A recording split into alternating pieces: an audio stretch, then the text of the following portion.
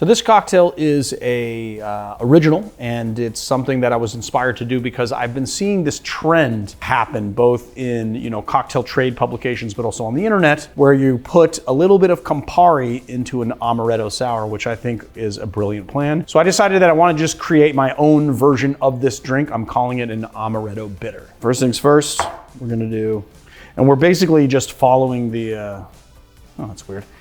We're basically just following the Jeff Morgenthaler specs for his Amaretto sour. I just changed out some of the ingredients and then of course added in not Campari, but Aperol, because I wanted it to be a little bit on the sweeter side. And Campari is just so bracingly bitter. I wanted to try it with Aperol first. I mean, I tried it with Campari, it was fine, but I want to try it with Aperol. That's what we're doing for this video. All right, let's get into it.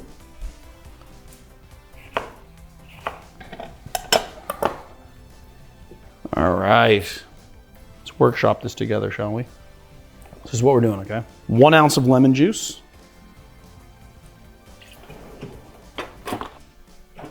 We're gonna do 1 teaspoon of rich simple syrup. So that's 2 to 1 simple. But if you don't have rich, could you just do like a ½ ounce of regular simple? Or? Oh, maybe ½ ounce, or maybe a fat ½ ounce of regular simple. But if you have regular simple syrup, you can make rich simple. We're gonna do 3/4 of an ounce of Smith & Cross rum, and we're gonna do that because it's high proof, 114, and it's gonna be good. We're gonna do our 1/4 ounce of Aperol here, and then we're doing 1.5 ounces of some good quality Amaretto. I really like the Lazzaroni brand, but any good quality Amaretto will do. Now, we're gonna do this with an egg white, and Mr. Morgenthaler likes to do an egg white and put it on rocks, on ice. I don't love that. I don't love putting egg white cocktails on ice, so we're gonna do it up. All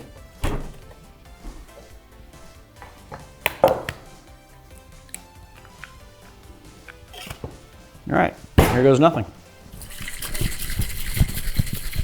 Ow, ow, ow, ow, ouch. Ow. My hand slipped and hit the edge, on the beveled edge of the, oh, that hurt, dude. Ow, I cut myself. Look.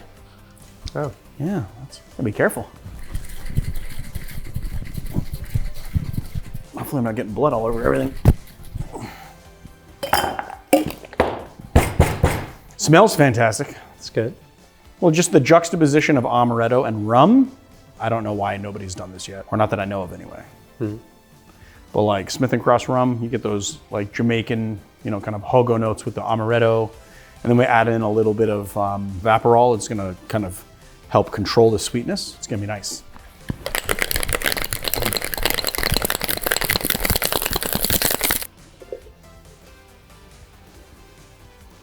For a garnish, I think the official garnish should be like one of those little Amaretto Italian cookies. I am not mad at that. Yeah.